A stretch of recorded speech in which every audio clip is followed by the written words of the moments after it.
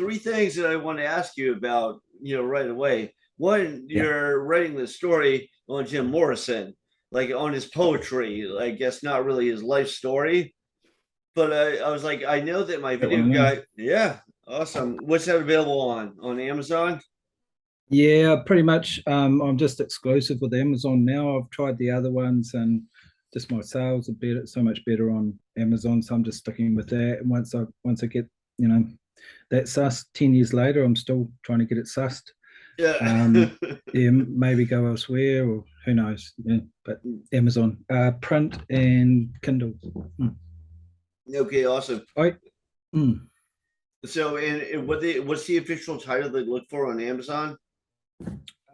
It's called Gaze into the Abyss, the Poetry of Jim Morrison. Okay, awesome. Basically, yeah, it's basically a critical analysis of his poetry. Okay. Mm. Is all his poetry publicly accessible, and you went through and you kind of dissected it and out and analyzed it?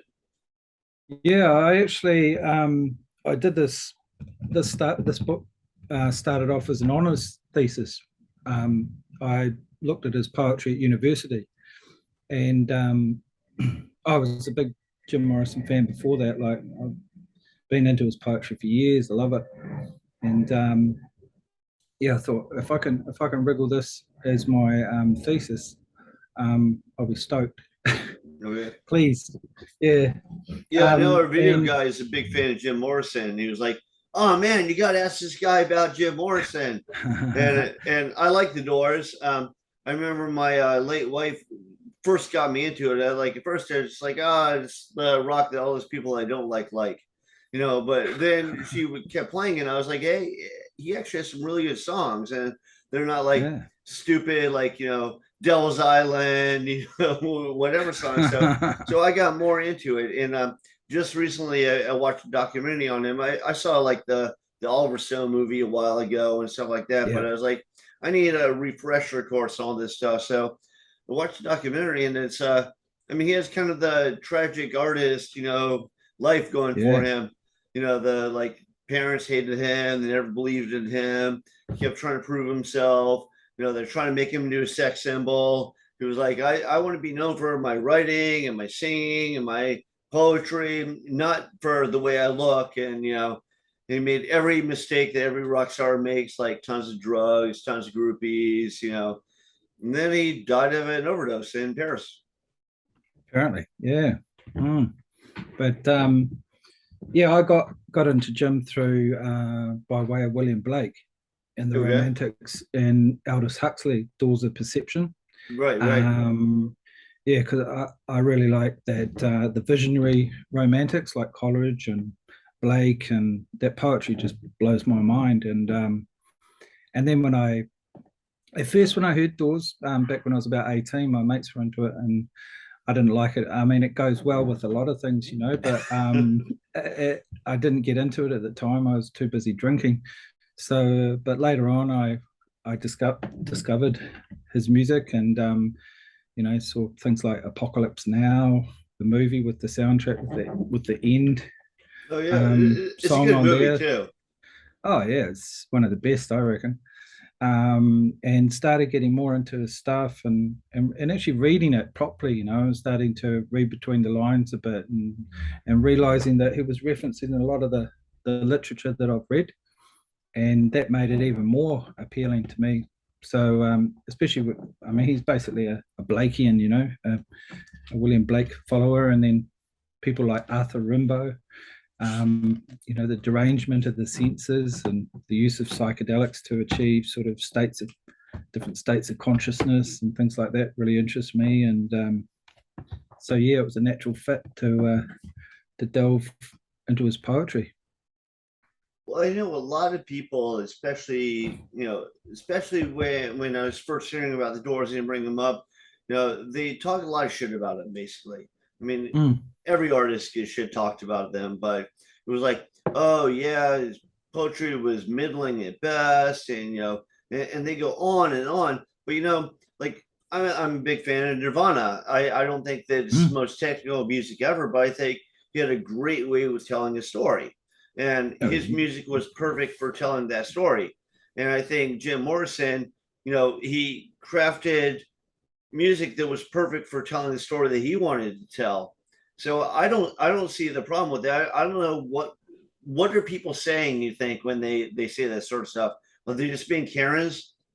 Yeah, I just think the pseudo intellectual snobs who probably haven't actually read it, and most of that crap comes from the academy, from people like Harold Bloom, for example, from the university, the high tower of the universities, who because it's not so part of the so-called canon, although it is being taught in universities now, which is good, like a lot of pop culture. Yeah, I just think it's snobbery that, and of course, once that sort of thing gets in circulation, it gets repeated by people that haven't even read it or who don't understand it. There's a lot of people that come to poetry and they miss the point, I think, especially with Morrison's poems, and they don't understand it unless you understand the references, which is sort of why I wrote this book, because I realized a lot of people were interested in him, but there wasn't really any book out there. There's one book by James Valley who compares him with Arthur Rimbaud, Right. and he does some select quotes, but mainly from the lyrics and the songs, not from his actual poetry.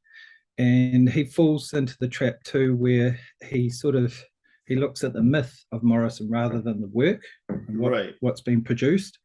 I really like, Morrison's. Have you seen Highway, the film that he? I don't believe I have. No. Yeah, you can see it on YouTube. It's quite trippy. It's about a hitchhiker who it's is a murderer. Or so there's lots of dark sort of aspects to it that also appeal to me as a horror writer. Very sort of dark, apocalyptic kind of themes. But there's a lot of hope in his poetry as well. So yeah, a lot of the themes appeal to me because a lot of the symbolism and the subjects he touches on, like death, and a really gothic sort of gothic kind of focus to his poetry. And that's why I put the book together. So it just gives people a little bit of a way in. They can start seeing some symbolism in there that pops up quite commonly amongst the poems, and just gives them another entry into the meaning and into his psyche as well, in a way, I guess, if poetry is an extension of your consciousness. Well, I think a lot of, especially when they first come out, a lot of artists are derided and misunderstood. And it's pretty much only when you die or, when another generation finds you, they go, well, there's something really deep here. Like, Yeah, I remember Blade Runner, which I think is a great movie. When it came out, all the critics said it was horrible. And now the it's considered a original, classic. the original you're talking about. Yeah, yeah. Yeah, definitely. Yeah, it's the same too. I mean, like, I would probably see Morrison in line with the beat poets, Okay. people like Jerome Rothenberg, Kenneth Patchen, Gregory Corso, and even the other writers like Burroughs and things like that. He just had that, and they weren't accepted either, by the academies and things like that until a lot later on, until they just couldn't be denied, really, which is. Well, I see a lot of people that are kind of the official tastemakers. They tend to look down on anything that makes any money or the general populace likes or is successful. Like I remember one of the best stories, like when I was in art school, and you know, eh, I was basically told that I was basically told the art world is snobs by my art teacher. But what he was saying is like, so you'd have people like H.R. Geiger, they were well respected artists on the scene, and they were putting stuff out for decades. And a lot of people in Europe thought he was a little bit weird, but they really respect him as an artist. He had gallery shows and all that stuff. Then Ridley Scott came to him and used some of his designs for the movie Alien. And suddenly he's just demoted to an illustrator. Like he's not a Yeah, serious artist anymore because he happened to be successful doing something. yeah, for sure. I love Geiger, and I'm a massive fan of Geiger's work as well. I mean, the stuff he did for Dead Kennedys, was it Frankenchrist? Oh yeah, yeah, The that was great. the I like Dead centerfold Kennedys there. too. A big fan That's of them. mind blowing. Yeah, what he did there. Really pushing the envelope, just Yeah. getting it out there. Mm. Well, that's why I also say it's like the next generation. Like now that he's dead, probably everybody will appreciate his stuff, so his heirs will be rich. But you know, he probably he saw a little bit of success, but he probably didn't see nearly what he should have. I mean, you look at the great authors, like Poe, he died in the gutter. Yeah, it's true. Yeah, it's like a lot of horror writers too. I mean, that's partly the reason why I mainly self-publish now, is that the amount of snobbery amongst publishers, anything to do with horror, it's like the great unwashed, just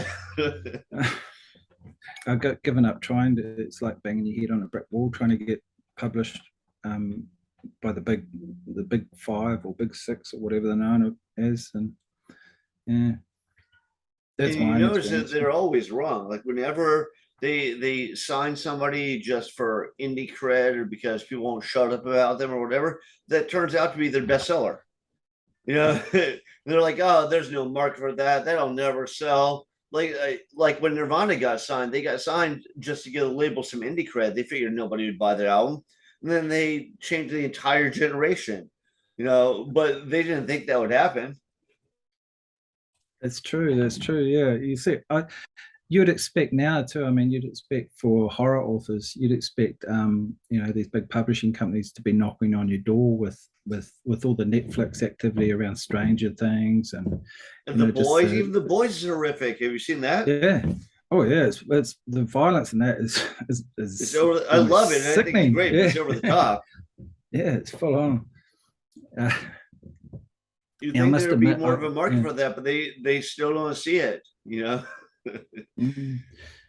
I guess you got to be with the in crowd there, and you know how to work your way through the screenwriting. It seems like they have a lot of in-house screenwriters and that are putting this stuff out, And I would say they're probably using a lot of the indie horror out there as potential, source material too. They are using more indie horror, which I think is a great thing. Like, they went to Mike Mignola to get Hellboy. They didn't try and just like make up stuff, but all too often they go, well, you know what? That movie made money, so we'll make a shitty copy of it and call it a remake, and then maybe that'll sell more than us taking a chance to something. Yeah, milk it to death. Yeah. Mm. Like, how many fucking Halloweens can they make? How many Michael Myers? How many Jason Voorhees? How many Nightmare on Elm Streets? Like, the original Nightmare on Elm Street was awesome. They didn't need to make any sequels. Yeah, that's sort of when it hit the 3D. Was it number 4 or? Yeah, Elm Street 3D. I think it was 3. I think 3 was in 3D, which I actually liked, but I was a little kid when I saw it. Like, if you watch it now, it doesn't hold up as well. Like, I think the first one still really holds up. I remember seeing it on the big screen, and we had the little glasses on. And I remember watching this lady sitting a couple down. She there was one scene where I think it was his tongue comes out of the screen. Yeah, and her popcorn went everywhere. I thought, oh yeah, job done. Well, I remember I saw one of the Friday the 13th. I think it was the third one, and Jason like smacks some guy's head, and his eyes pop out, and it's in 3D, so you see his eyes come flying out of you, and you're like, holy shit! Was that Tom Savini did the makeup on that one? I don't know if he did. I mean, he's good, obviously. I don't know if he did. I know he's done a lot of stuff like around that era. And like this Maniac, it's one of my favorite. I think it's on my list. One of my favorite horror movies of all time. And a big Savini fan from back in the day. Yeah, I was looking at your list, and I mean, everybody has different favorites and different preferences and all that sort of stuff. But there were some classics that I didn't see on there that I was a little bit surprised by. Like, I didn't see Pumpkinhead on there. I love Pumpkinhead. Yeah. I didn't see. What else did I see? I don't think you have the thing from another world, the John Carpenter. You know, that's The I would thing, say that's one of my top, top fives. yeah, I actually watched it before I put this list together. I actually watched it recently, like only a month ago. I saw it on the big screen. They had a festival sort of thing going on, and I went and saw it on the big screen. And I don't know whether it's just because I'm getting immune to that kind of, to being scared, or I'm 50 now, so it's like It didn't hold up um, as well.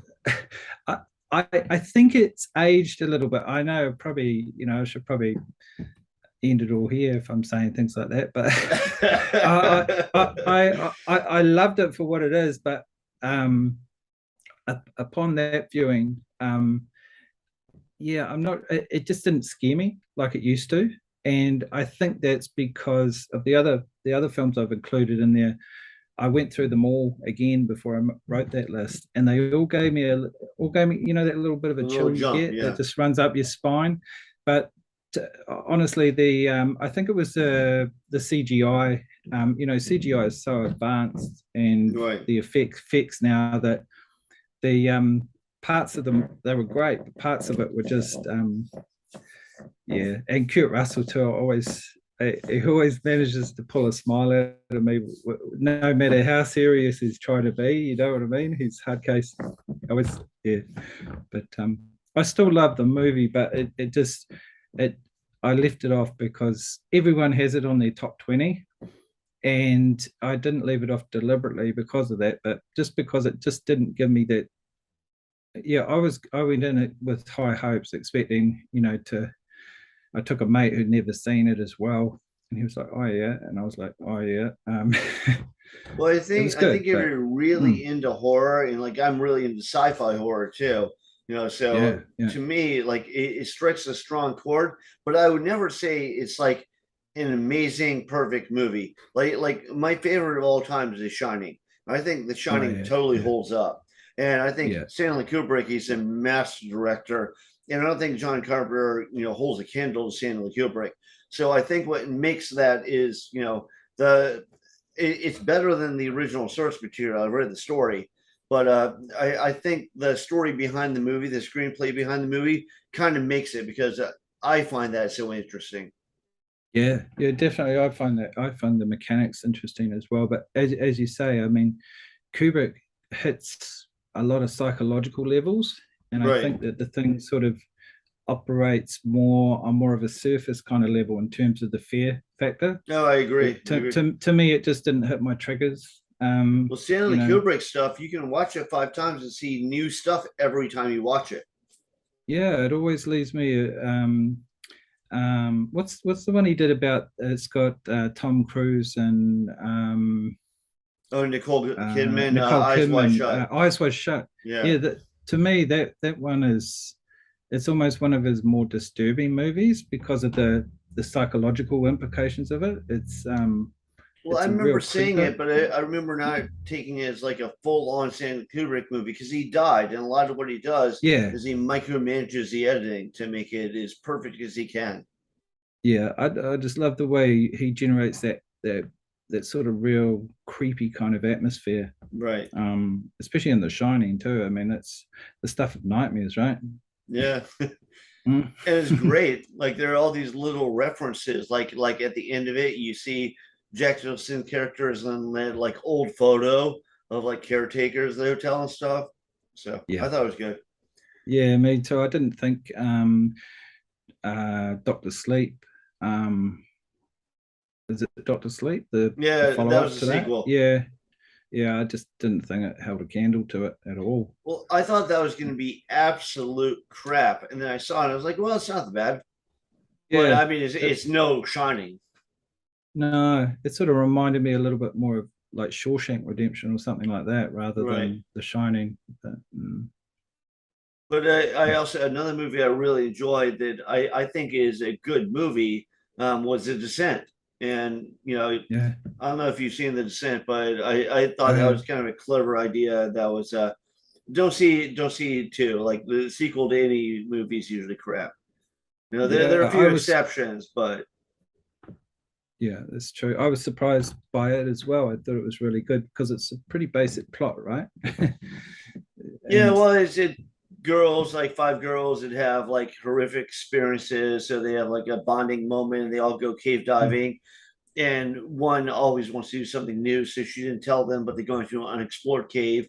It turns out there are like creatures in there that kill and eat people, and they can see in the dark. And I thought it was clever. yeah, I found that movie, the Ritual, Right. based on Adam Neville's novel. I found that really effective as well for so because that plot line has been done with friends. Same again, bunch of friends go out into the wilderness and then shit happens and it goes crazy. Well, I But thought I I also went really through enjoyed it.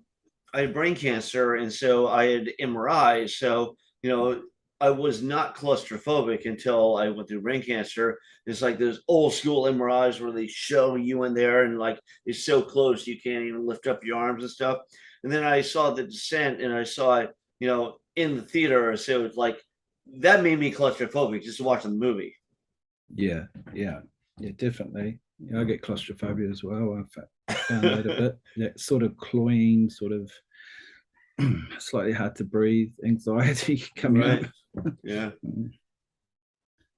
And let's see, another movie that like I hear mixed reviews on this, but another movie I like a lot. But I mean, I can understand why you might not include it because it might not be your taste. Is Event Horizon? Yeah, I do really, I really like that movie. I'm not sure if I mentioned it, but I think I haven't got the list in front of me, but I think was it Pandorum I Yeah, included. you put that in Um, there instead. Yeah. I found that in terms of the yeah, Event Horizon was pretty scary, but I just thought Pandorum just had a bit of an extra edge to it for me. Yeah, have you seen Pandorum or Oh yeah, yeah. I've seen yeah? both movies, and What? I enjoyed How did Event you? Horizon more. But there was more Yeah, space stuff in Event Horizon, it, and I'm kind of yeah, a true. fan of the space stuff. Yeah, I've only really got into science fiction more recently, and finding that there's this whole back catalogue that I've just got. I really like, Aliens and that Well, that that's series another as one I well. But consider like a classic horror movie. The first Alien is yeah, really, I mean, it takes place in space, but it's a horror movie, I think. oh, I would say it's full horror. Yeah, it's brilliant. But yeah, so I'm looking forward to discovering a lot more sci-fi stuff now, because I realize it's quite a lot of it has that crossover horror elements to it. There are also, and these are straight up horror. There's no sci-fi involved. But have you seen Martyrs? No, I haven't. No. You were in for a treat. You should watch Martyrs. It's the Yeah. French kind of had this like they came out with a couple movies, and it was kind of like the Japanese like came out with The Ring and The Grudge and stuff. They had kind of like their little spurt of like awesome horror movies. The French have kind of an awesome spurt of horror movies, and the three that are always mentioned are Martyrs, which is really good, Inside, which is also really good, and Frontiers, which I took it as kind of like the French version of the Texas Chainsaw Massacre. So I was like, Right. that one's already been done before. They might have done it well, but I like Texas Chainsaw better. But Martyrs is really good. Oh, I have to check it out. Thanks for that. Yeah, no, I definitely would recommend that. The third thing I wanted to ask you is I saw that you said that you were giving indie authors tips on how to promote themselves and get their work out there and what to do. And I was wondering if you could share with any of us what do you have in mind? Yeah, well, I did have I haven't done much recently because life has got in the way, sort of things recently. But yeah, I've got a another website called self-publishingsuccessfully.com, and Okay. basically that started off with I had the opportunity to interview some author friends of mine. And that opened up things, interviewing other authors. And so I sort of focused the interviews on self-publishing, and just concentrated on authors who had been successful with publishing their own work. So yeah, I got to interview some pretty good authors and picked up some tips along the way. Essentially, just did the interview and then summarized the interview. Actually published a book with some of the interviews in it as well, called Secrets of Best-Selling and Self-Published Authors. And so a lot of the information I've got on that website has, to be honest, has been gleaned from people that have achieved success. I wouldn't say that I've achieved a lot of success in my own work yet, but I'm sort of going in the right direction. I've learned a lot, and I'm making money, you know, and getting regular royalty checks. But in terms of tips for other authors, I sort of, yeah, a bit hesitant to give out tips now, because I'm just sort of feeling like I haven't really reached that sort of, you know, 6-figure income yet that I'd like to. But if you've got any specific questions, I can perhaps offer some insight. But Okay, well, I shoot by you. What I tend to, you know, ask a number of different people, which is one, I always felt like you needed a publisher, and the publisher would help promote you.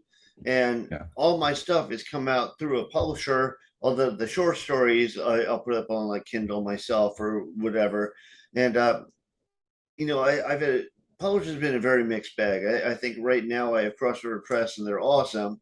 But you know, there are other publishers that I won't name that I've worked with mm-hmm. that have been fucking horrible. You know, Yeah, they'll make tons of money, and they you know don't either give it to you, or they make all sorts of excuses like, well, we had to promote you, we had to do this, we had to do this. There's all sorts of stuff, you know. So I completely agree with that. That it yeah. I'm sorry, go ahead. No, that's sort of why I switched to, basically I went down the traditional publishing route to begin with, and I got picked up by a couple of independent publishers early on. Like, I've been probably at this for about 10 years now, and yeah, I wasn't happy for the same reasons you just mentioned about the marketing. The marketing was basically non-existent in the first instance. It was expected that you would do the marketing as well. And the second time around, I tried a different publisher. They were quite good, but they were just so busy as well with all the other publishers that, all the other authors they had on their books. They never seemed to have time for direct marketing, and you know, for horror, you really need to find the audience and find them quick, and otherwise you just get lost in the sea of other books out there in the same genre. And they accidentally sent me the wrong spreadsheet once with the royalty payments, and I saw what they were getting, and realized that, you know, I'm making money for these guys. I'm not making money for myself. And that was it. I just said, no, I want my contracts back. And I've done it myself ever. I thought I could design, it sounds a bit modest, but I thought I could design better covers, because I've come from an art background, design background as well. I could write better blurbs. I could network better and get more reviews. I'd set up a good author platform by then, and this is the website you're looking at there. This started off as just a blogspot blog, and I converted it into sort of a website. It's had over 580,000 unique site visits now. I taught myself SEO, search engine optimization with my post. I learned about HTML and the importance of subtitles and how they're picked up by search engines.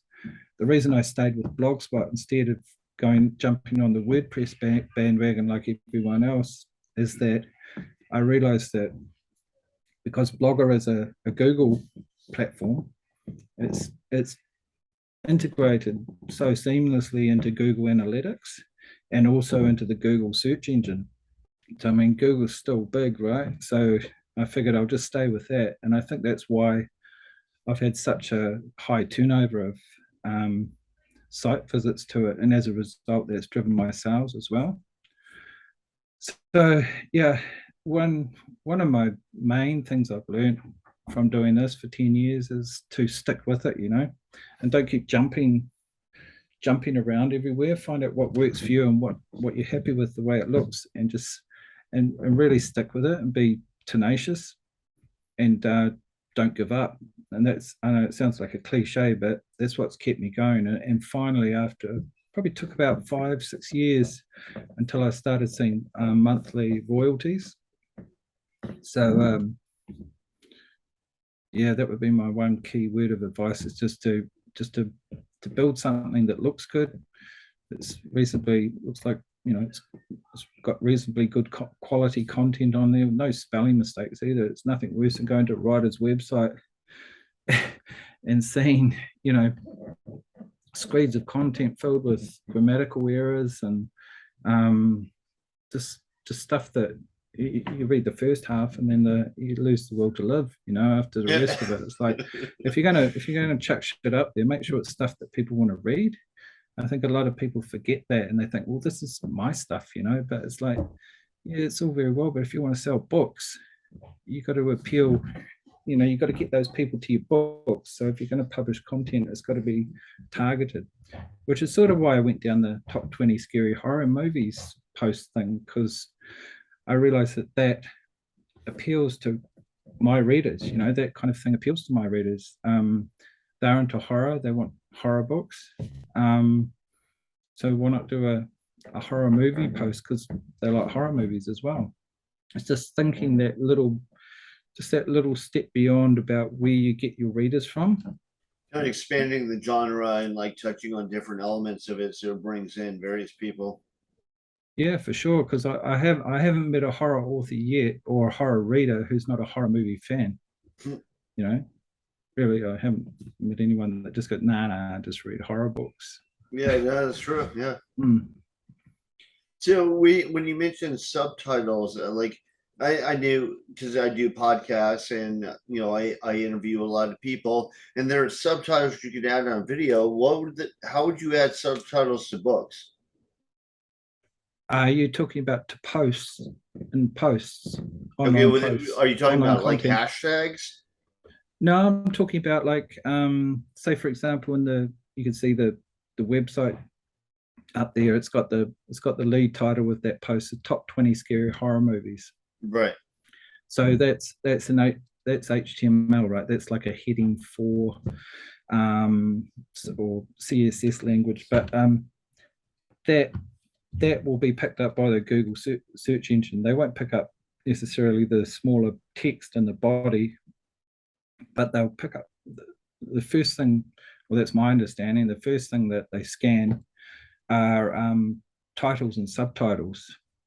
So, for example, the next subtitle, William Cook's Top 20 Scary Horror Movies, is sort of my reference that I can refer people onto that. Just search that and it should pop up. And consistently, it seems to work. I consistently get hits in the top 5 to 10 listings on Google. If you chuck that term in, you'll yeah. So it does. So it does somebody work. looked up like the best horror movies, and you would be one of the first people that popped up. And then in order for them to view it, they go to your website. So then you have traffic to your website. That's the idea, yeah. And it takes a wee while to get a bit of traction. Like I've noticed that since I put this particular blog post up, or this post online, it's taken about a month for it to start hitting in the top 5 results. Mm-hmm. And it all depends on site visits and all those algorithms that Google calculates. But yeah, and rather than labeling it something more obscure, even though it sounds like quite a generic title for a piece of content, that's what people search for. I learned that. To be honest, like the generic stuff is what people include in the searches, because if it's obscure, it might be even way more obscure to them. Yeah, and I sort of realized that after analyzing how people search for books on Amazon as well. I think I can't remember what there's a neat piece of software that you can hook in. I think it's Kindle Pro, Kindle Pro, I think it might be called, and it hooks into Amazon, and you can look for keywords when when you publish your books on Amazon that you can include, and you type in, for example, horror, and it will give you 20 different things that people look for, starting with horror. And that's been really useful for my online content as well. Well, I've heard that Seems to like have some increased. sites like Instagram, the shadow ban stuff if you put the hashtag horror in there. Really? So I mean, I don't know if that's true. That's what I've heard, but then again, you hear Yeah. lots of stuff. So who the Yeah. fuck knows? Yeah, I don't know either. I mean, but one thing I do know is what seems to work for me. So, and like I say, I've sort of just stuck with one thing. I'm just on Amazon, and I've got my website. I've got other social media as well, but I find it really draining, and Right. with social media, and there's a lot of fuckers out there too, that just can't be bothered dealing with when it Well, comes one to thing that's nice now in this day and age is you can kind of link everything together. So if you make one post, it goes on like 5 or 6 different sites. yeah, yeah, that's right. That's why I use this. It's basically my author platform, and then I can just link off that to share it on social media, and then hopefully get people back and put their little email in that box there and get a free copy of my book, Right. and hopefully we can stay friends, and So what's your site? Is WilliamCookWriter.com. .com. Yeah, yeah.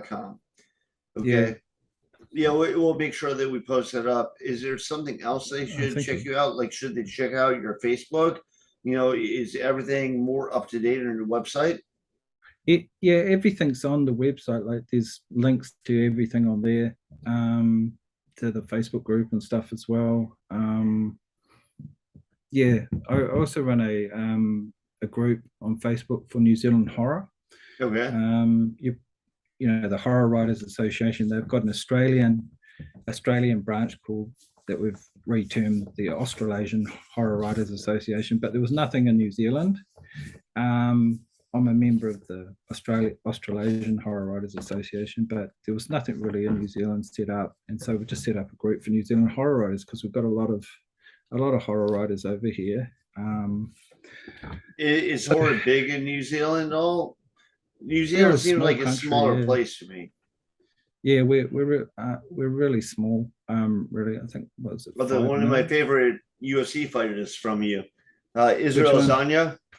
Oh yeah, I've been watching him since is it K1? Yeah, Since yeah. He's a great kickboxing kickboxer, days. but he's Yeah, awesome. He's like the goat in MMA right now. yeah. I knew as soon as he went to UFC that he'd be big because I've been following his career for years. I'm a massive UFC fan too, and Yeah. yeah, he's brilliant. He's a joy to watch. It's just entertaining, eh? Oh yeah, I like he Yeah, comes out and he does dances and everything. It's yeah. like he done like he's not too arrogant. He doesn't take himself too seriously. Exactly. Like Yeah, I enjoy that kind of mindset. He's like, oh well, I tried that. Okay, yeah. He's got style, eh? yeah, yeah. Well, Hence the name. you can make lots of jokes about that last style bender, stuff like that. Yeah, yeah, yeah. It's pretty good. But all right, so let's get back to writing for a moment. Sure. Have you tried other stuff like doing videos for your books or talking to agents or is there anything that you found that really works for it?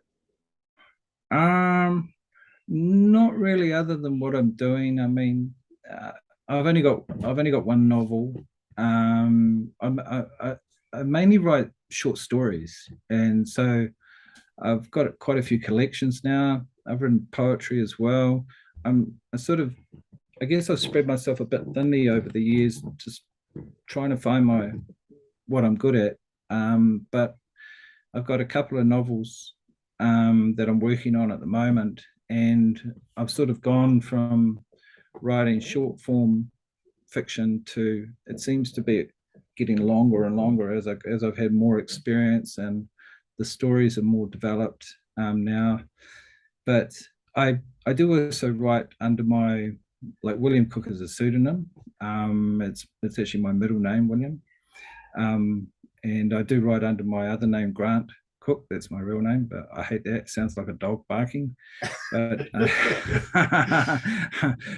yeah, I've written fiction, like, I guess you call it literary fiction as well, and poetry. And as mentioned before, I'm 50 now, so I want to write something that is, I'm working on stuff that's not as graphic as it used to be. When I was a bit younger, I think I was exercising quite a few demons in my writing, and it was pretty violent and bloodthirsty kind of stuff. And I actually did my master's thesis. After I did honors, I did masters and did my master's thesis on serial killer fiction. Okay. And because I've done a lot of research on serial killers for my first novel, Blood Related. Okay. And and that's still available. Really, the novel's still available on what, Amazon? Yeah, that's right. Yeah. It's had some quite good reviews. I mean, I was lucky enough to get Graham Masterton to give me a blurb for it. Yeah, but the process of writing a first-person serial killer novel, getting right into the psyche of someone like that, it's not something I want to do in a hurry again, really. Well, a lot of actors, like, it really messes them up because, especially the method actors, and they try to really get in the mindset of the character. Like, they say Heath Ledger, he got so into the Joker, that's why he OD'd, because it was like he basically got extreme. He was trying to, like, pull those demons out of him, and he did it the wrong way, apparently. Yeah, it's like I find it sort of like that, that saying that when you see some things, you can't unsee them. Right. And I think it's the same when you experience a sort of psychological state of looking at the world. And there's definitely a lot of fodder there still for future stories, but I'm going to approach them from a different angle. I'll write in the third person this time.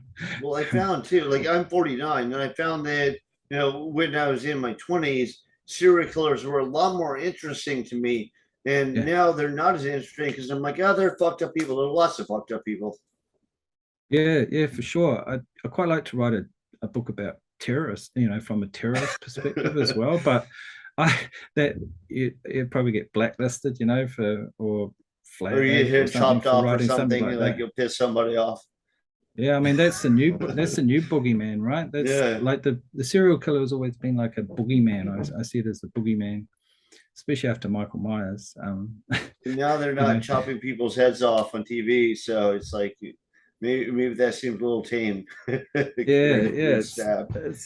But I think they've always got that because they're such an urban or domesticated sort of monster. Right.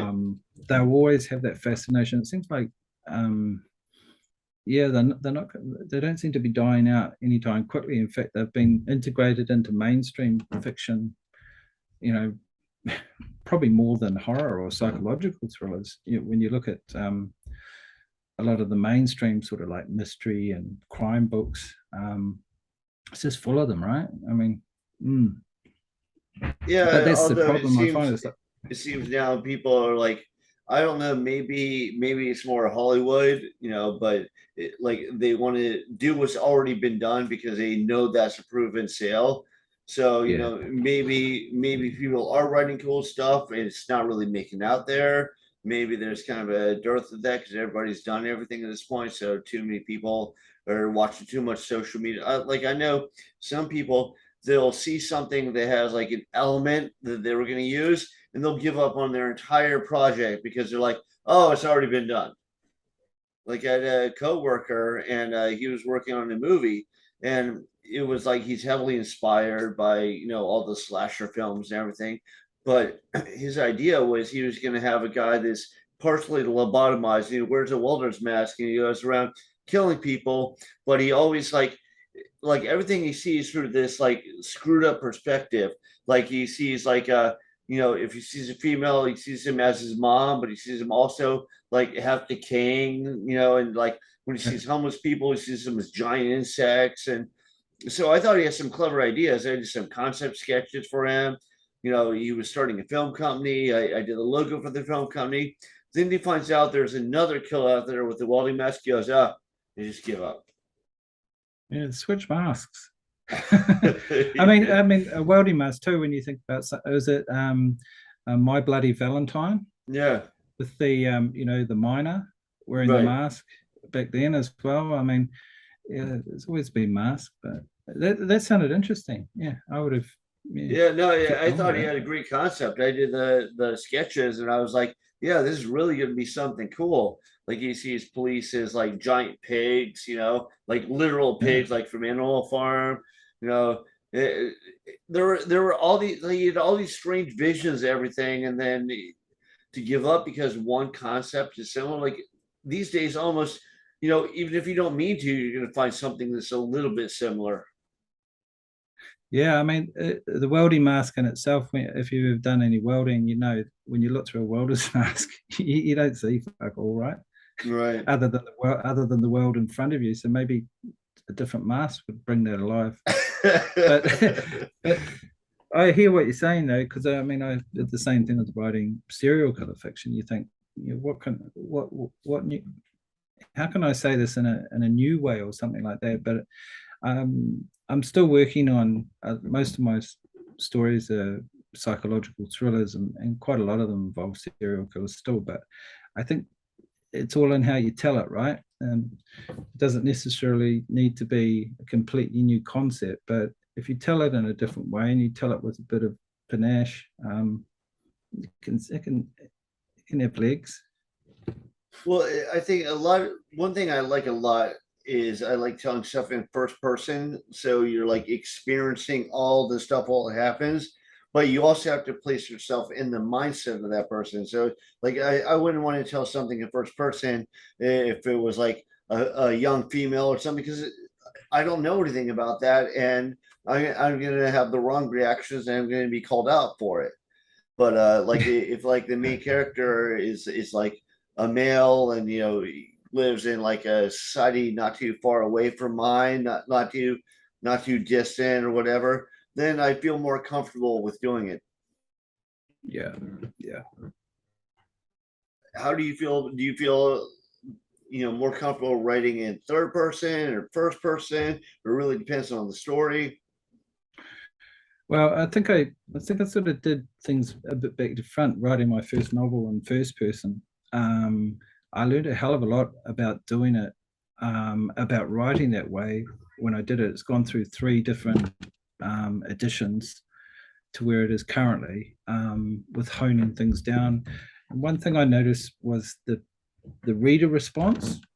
Uh, I think a lot of readers don't actually like first person. I think there's some that love it, there's some that really enjoy it, but there's others who perhaps it's just too close to home, you know what I mean? Once they Right. get in, because when you're reading in first person, you like you say, you sort of you're in there, right? You're in there, and I think that distance that fiction provides between those I'd rather horrific things is, observe it, I rather think than be in so. I it. think Yeah. I definitely think that there's a bit more. I quite like the structure of a psychological thriller novel where it starts in perhaps third person,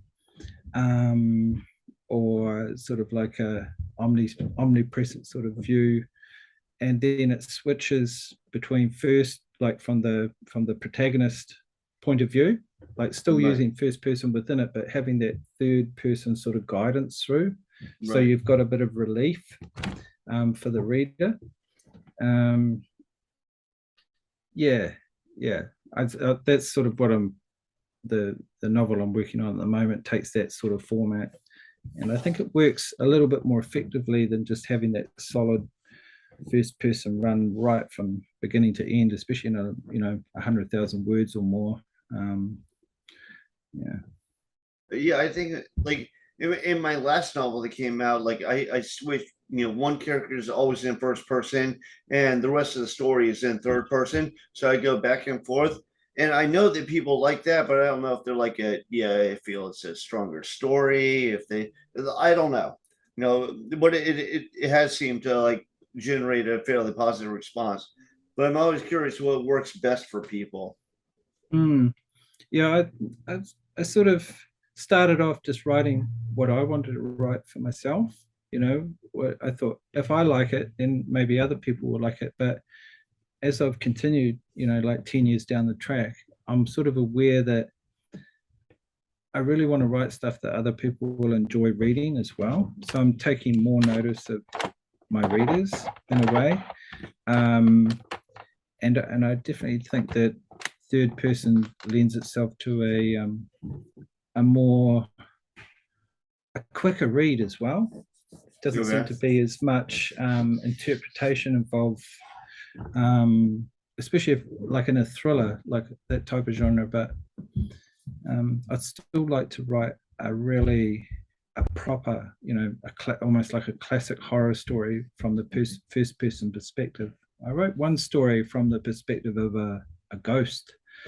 And I found that was really interesting because it was a ghost. It wasn't necessarily a human, it was a supernatural character. I felt like I could do a lot more with it than if it was a real kind of character, like a human. And what was that called? Is that a short story? Is it out? Yeah, it's sort of like a novella. It was released as Dead and Buried initially. Oh, God, I tell you what, my brain is stuffed at the moment. To be honest, Dan, I had COVID about a month ago. Okay. And I had COVID. My memory is terrible at the moment. The Dead Avenged, that's the one. Wait, what one is it? The Dead Avenged? Okay. That's the one. Yeah. I'm actually probably that's the story I'm most proud of. Really, I've really done a lot of work on that one. Okay. And it's based on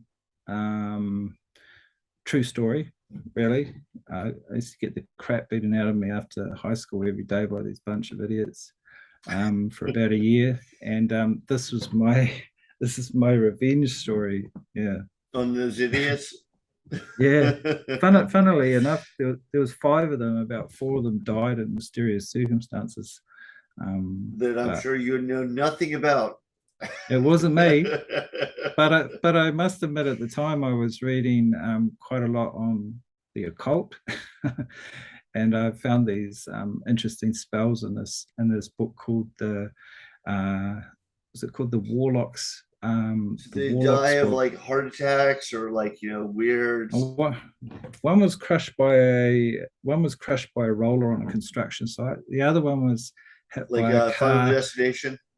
Yeah, he was playing chicken inside a refrigerator cardboard box in the middle of the road. He was playing chicken in there and he got hit by a truck or car or something. The other one died of sniffing glue. It was the whole anyway. I don't know. You probably have some pretty strong alibis, so, but as you look every which way, you're like, oh shit. I was in my room at the time sticking pins in a doll. hey, whatever works, and they can't really come after you for that because probably the judges wouldn't even believe it. Yeah. Even if I was honest, right? They'd go, oh, whatever. Yeah. Right. Well, it makes a good story. You put that in the biography on the back. Exactly. Like, don't fuck with this guy. Don't give bad reviews because look what happened to the last people that fucked with him. Well, that's exclusive just for your show because I never said that to anyone else before. So there you go. All right, man. Well, I don't want to take you up all day here for you. And thank you very much for doing this. Tell us how everybody can see your stuff. Yeah, just check out the website, williamcookwriter.com. And that's you got an author page on Amazon. So I have, you can get all those links off the website as well. Yeah, it's all on there. And feel free to hook up on Facebook if you want to talk horror, or always open to projects as well. I've edited an anthology called Fresh Fare before. I'm looking at perhaps doing a new anthology. I was lucky enough to get Ramsey Campbell involved with that, and Jesus Gonzalez, and a few other authors I really love. So that was a good experience, and now I've got a little bit, making a bit more money. I can spend a bit more money on some other authors, get them in a book. Yeah, cool, man. All right, do you have anything else going on? Like, do you have any projects you want to promote or anything? Not at this stage because they're all about half points. So, one film I was been involved with recently is called, it's a New Zealand psychological horror film. And my friend's the director, and I had a little bit part in it, but it's called Coming Home in the Dark. Okay. Was it Yeah, like a little guest cameo, like Stephen King or Stan Lee in it? Oh, it's just driving a car basically Right. in it, and but yeah, great film, great New Zealand psychological horror film. Highly recommend you check that out as well, called Coming Home in the Dark by James Ashcroft. Okay, is it out now? Yeah, it's been out. It did really well at the Sundance Film Festival. It's yeah, I think you can see it on Netflix. I think it's on Okay. Netflix. All right, Hey, man. nice So talking with you, Dan.